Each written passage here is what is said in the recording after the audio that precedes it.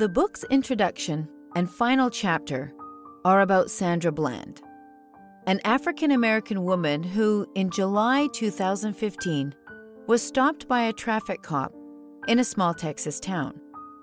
She was just about to begin a job at a university when a police car accelerated up behind her. She moved aside to let the car pass and didn't bother indicating. And it was on that technicality that the cop, Brian Encinia, ordered her to pull over. Bland was agitated by the situation, so lit a cigarette to calm herself down. Encinia demanded that she put it out, but Bland protested, leading to her arrest and being put in jail. 3 days later, she killed herself in her cell. Her death, as Gladwell notes, is what happens when a society does not know how to talk to strangers. This subject is timely. It's one of several high-profile incidents in which the aggressive behavior of police officers led to shocking deaths of African Americans, thus inspiring the Black Lives Matter movement. Gladwell also addresses Jerry Sandusky, a college football coach and abuser of children, whose offenses, like those of Madoff, long escaped exposure.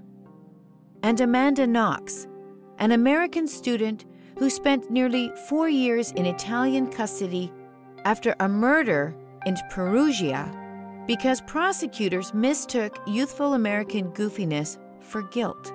Maddox and Knox had something in common, according to Gladwell, in that they all were what he calls mismatched, either a liar acting like an honest person or an honest one acting like a liar. Drawing on the work from Tim Levine, a professor of communication studies at the University of Alabama at Birmingham, Gladwell argues that it is when we come into contact with mismatched people that our usual ability to spot truthfulness fails. In addition to misreading people by failing to spot their mismatched behavior, another main source of misunderstanding, according to Gladwell, has to do with our inability to make sense of the stranger as an individual. To illustrate this reasonable point, Gladwell cites an article published in 1988 by 2 criminologists about the link between carbon monoxide in domestic gas and suicide in England and Wales. The paper argued persuasively that the phasing out of lethal town gas in Britain in the 1960s and 70s caused a decline in suicides. When cooking stoves no longer provided an easy way to kill oneself, many who might thus have ended their lives did not pursue alternative methods. Gladwell thinks this historical context ought to affect our view of the poet Sylvia Plath, who was unfortunate enough to have town gas in her London home and killed herself with it in 1963.